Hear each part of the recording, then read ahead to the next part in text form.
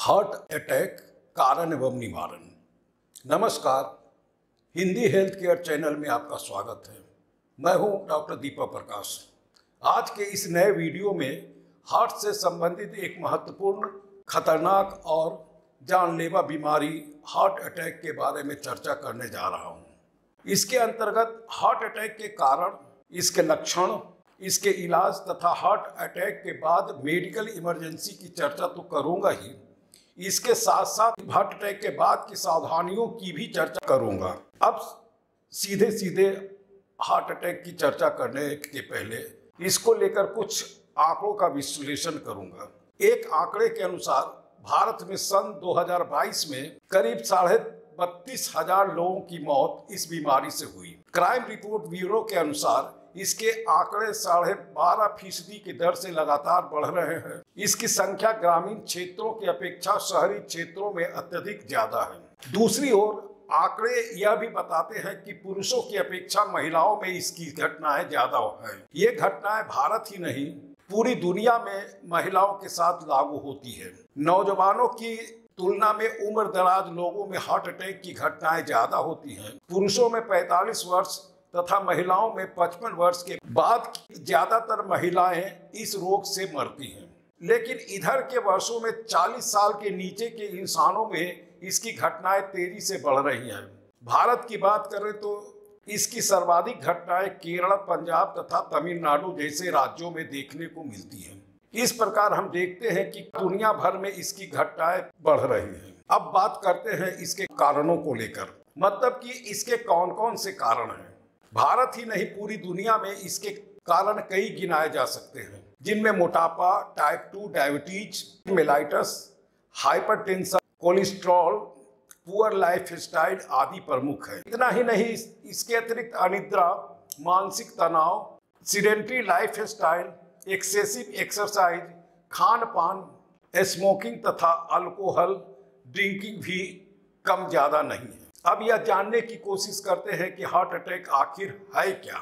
आम बोलचाल की भाषा में से हृदयाघात या मायोकार्डियल इन्फार्क्शन भी कहते हैं। इतना बता दें कि यह एक मेडिकल इमरजेंसी है जिसमें हृदय को संचालित करने वाली रक्त नलियों में ब्लड सप्लाई अचानक रुक जाती है या फिर बाधित हो जाती है, जिसके कारण हृदय की मांसपेशियां मृत होने लगती हैं। ऐसा इन मांसपेशियों को पर्याप्त मात्रा में ऑक्सीजन नहीं मिलने की वजह से होता है।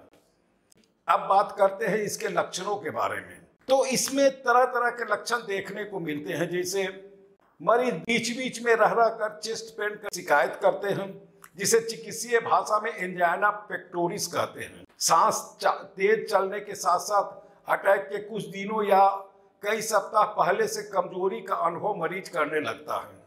इतना ही नहीं, जैसे जैसे समय बीतता जाता है, चेस्ट पेन का समय धीरे धीरे घटता जाता है और थोड़ा सा भी श्रम करने पर पेन होने लगता है। अटैक के समय पेन छाती के बीच में होता है, जो धीरे धीरे पीठ, जबड़ा या बाईं बाह तथा हाथ की ओर रेफर होने लगता है। कई बार दर्द दाएं हाथ में भी फैलता है, लेकिन दाएं हाथ में ऐसा कम देखने को मिलता है।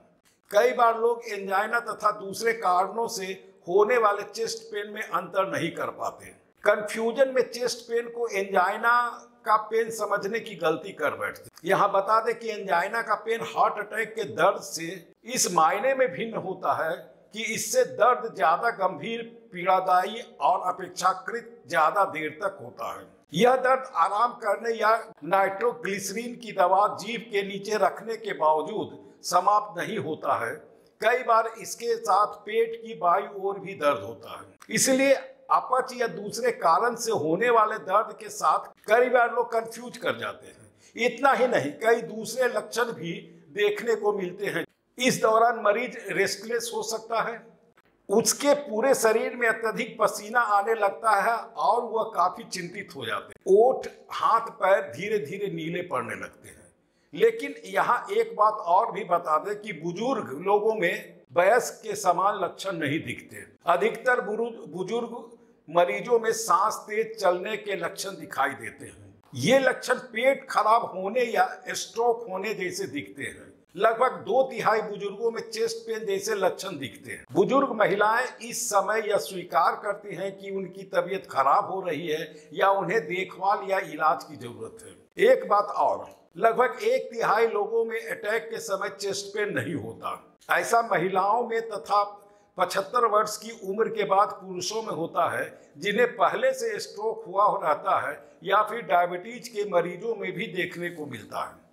इसके अतिरिक्त अचानक तेज पसीना, मितली या बेहोश होने के लक्षण भी देखने को मिल सकते हैं। लगभग 90% केसों में असामान्य नाड़ी की चाल अटैक के तुरंत बाद तथा कुछ दिनों तक पाई जाती है।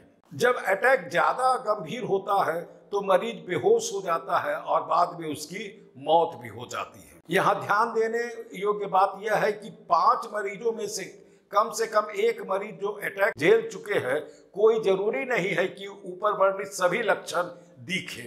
हो सकता है कि इनमें से कोई भी लक्षण न दिखाई दे।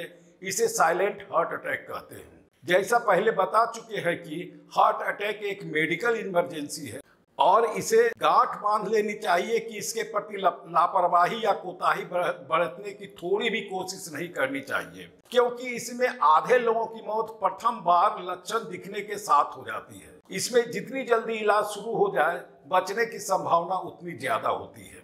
इसीलिए जो ही हार्ट अटैक का कोई भी लक्षण दिखे, तत्परता पूर्वक चिकित्सीय इलाज शुरू कर देनी चाहिए। यथाशीघ्र एम्बुलेंस की व्यवस्था कर किसी अच्छे अस्पताल के इमरजेंसी विभाग में ले जाना चाहिए। समय बर्बाद करना बुद्धिमानी नहीं है। जिन लोगों को पहले भी अटैक हो चुका है, उन्हें कोशिश करनी चाहिए कि घर में कुछ जरूरी चिकित्सीय सामान रखें। घर में या पड़ोस में कोई ऐसा कंपाउंडर या चिकित्सक उपलब्ध हो जो बीच बीच में कुछ जांच करा सके। यदि मरीज को डायबिटीज मेलाइटस है तो घर में शुगर जांच की मशीन रखें और बीच बीच में खुद ही इसकी जांच करते रहें। यूरिन शुगर भी आप खुद टेस्ट कर सकते हैं।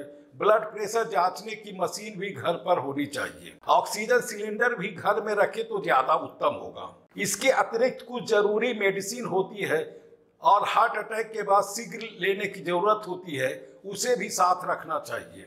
और इसकी जानकारी पत्नी, बेटी या बेटा या वैसे लोगों को जो घर में या मरीज के साथ रहते हो को होनी चाहिए।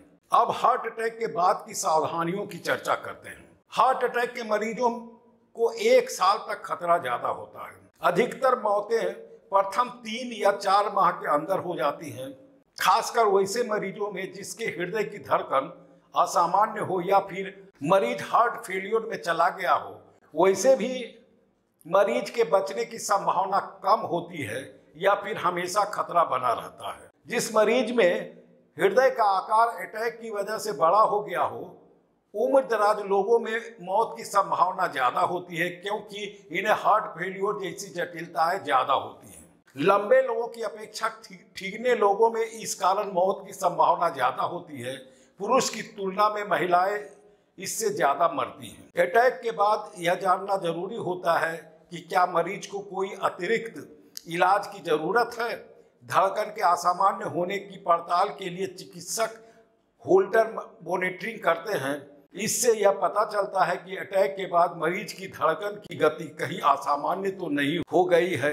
असामान्य गति वाले मरीजों में जटिलताएं होने की संभावनाएं ज्यादा होती है, जैसा कि पहले भी बता चुके हैं। अब यदि अटैक के बाद मरीज के सीने में दर्द की शिकायत जारी रहती है तो विशेषज्ञ एंजियोग्राफी कराने की सलाह देते हैं। यदि आर्टरी में ब्लॉकेज रहता है तो उसे क्लियर करने के लिए एंजियोप्लास्टी की सलाह दी जाती है, ताकि रक्त संचालन पुनः रिस्टोर हो सके। अंत में, यदि आपको मेरा यह वीडियो पसंद आए तो इसे लाइक करें, शेयर करें और सब्सक्राइब करें और बगल में बेल आइकॉन को दबा दें, ताकि आगे आने वाली वीडियो का नोटिफिकेशन आपको सही समय पर मिल सके और आप इसका लाभ उठा सकें। धन्यवाद।